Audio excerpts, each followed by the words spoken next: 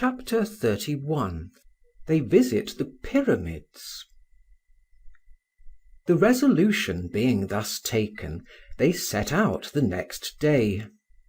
They laid tents upon their camels, being resolved to stay among the pyramids till their curiosity was fully satisfied. They travelled gently, turned aside to everything remarkable, stopped from time to time and conversed with the inhabitants, and observed the various appearances of towns ruined and inhabited, of wild and cultivated nature. When they came to the Great Pyramid, they were astonished at the extent of the base and the height of the top. Imlac explained to them the principles upon which the pyramidal form was chosen for a fabric intended to coextend its duration with that of the world. He showed that its gradual diminution gave it such stability as defeated all the common attacks of the elements, and could scarcely be overthrown by earthquakes themselves, the least resistible of natural violence. A concussion that should shatter the pyramid would threaten the dissolution of the continent. They measured all its dimensions and pitched their tents at its foot.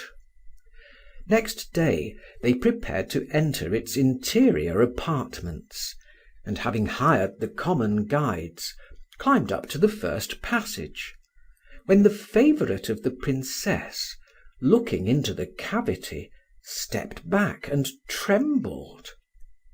"Pekuah," said the princess, "of what art thou afraid?"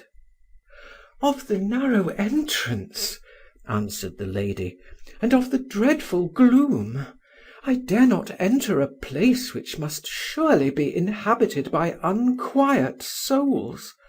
The original possessors of these dreadful vaults will start up before us, and perhaps shut us in forever." She spoke, and threw her arms round the neck of her mistress. "If all your fear be of apparitions," said the Prince, "I will promise you safety. There is no danger from the dead. He that is once buried will be seen no more." "That the dead are seen no more," said Imlac, "I will not undertake to maintain against the concurrent and unvaried testimony of all ages and of all nations. There is no people, rude or learned, among whom apparitions of the dead are not related and believed. This opinion, which perhaps prevails as far as human nature is diffused, could become universal only by its truth. Those that never heard of one another would not have agreed in a tale which nothing but experience can make credible.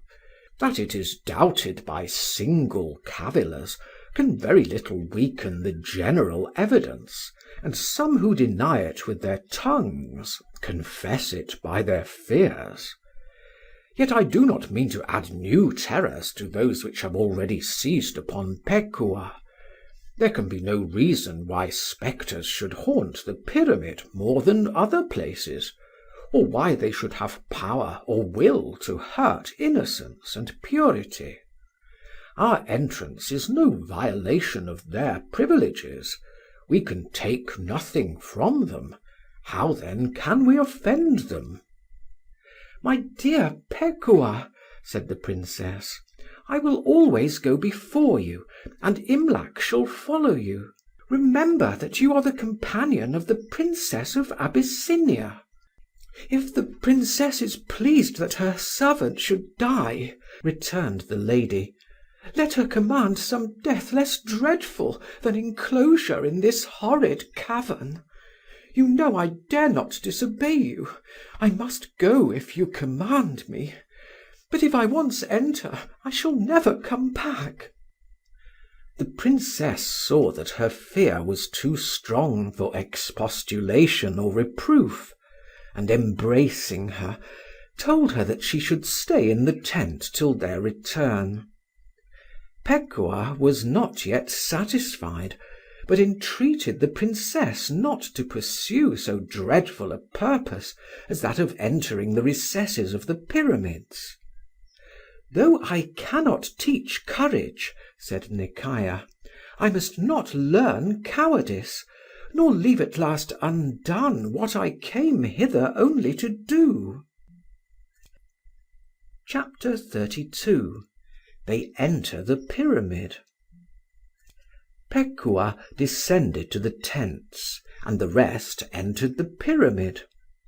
They passed through the galleries, surveyed the vaults of marble, and examined the chest in which the body of the founder is supposed to have been deposited. They then sat down in one of the most spacious chambers to rest a while before they attempted to return. "We have now," said Imlac, "gratified our minds with an exact view of the greatest work of man, except the wall of China. Of the wall, it is very easy to assign the motive. It secured a wealthy and timorous nation from the incursions of barbarians, whose unskilfulness in the arts made it easier for them to supply their wants by rapine than by industry, and who from time to time poured in upon the inhabitants of peaceful commerce, as vultures descend upon domestic fowl. Their celerity and fierceness made the wall necessary, and their ignorance made it efficacious. But for the pyramids, no reason has ever been given adequate to the cost and labour of the work. The narrowness of the chambers proves that it could afford no retreat from enemies, and treasures might have been reposited at far less expense with equal security. It seems to have been erected only in compliance with that hunger of imagination which preys incessantly upon life, and must always be appeased by some employment. Those who have already all that they can enjoy must enlarge their desires. He that has built for use, till use is supplied, must begin to build for vanity, and extend his plan to the utmost power of human performance, that he may not be soon reduced to form another wish. I consider this mighty structure as a monument of the insufficiency of human enjoyments. A king whose power is unlimited, and whose treasures surmount all real and imaginary wants, is compelled to solace, by the erection of a pyramid, the satiety of dominion and tastelessness of pleasures, and to amuse the tediousness of declining life by seeing thousands labouring without end, and one stone for no purpose laid upon another. Whoever thou art that, not content with a moderate condition, imaginest happiness in royal magnificence, and dreamest that command or riches can feed the appetite of novelty with perpetual gratifications, survey the pyramids, and confess thy folly. Chapter 33. The princess meets with an unexpected misfortune. They rose up and returned through the cavity at which they had entered, and the princess prepared for her favourite a long narrative of dark labyrinths and costly rooms, and of the different impressions which the varieties of the way had made upon her. But when they came to their train, they found everyone silent and dejected. The men discovered shame and fear in their countenances, and the women were weeping in their tents. What had happened they did not try to conjecture, but immediately inquired. "You had scarcely entered into the pyramid," said one of the attendants, "when a troop of Arabs rushed upon us. We were too few to resist them, and too slow to escape. They were about to search the tents, set us on our camels, and drive us along before them, when the approach of some Turkish horsemen put them to flight. But they seized the Lady Pekuah with her 2 maids, and carried them away. The Turks are now pursuing them by our instigation, but I fear they will not be able to overtake them." The Princess was overpowered with surprise and grief. Rasselas, in the first heat of his resentment, ordered his servants to follow him, and prepared to pursue the robbers with his sabre in his hand.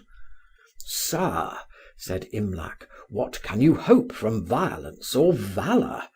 The Arabs are mounted on horses trained to battle and retreat. We have only beasts of burden.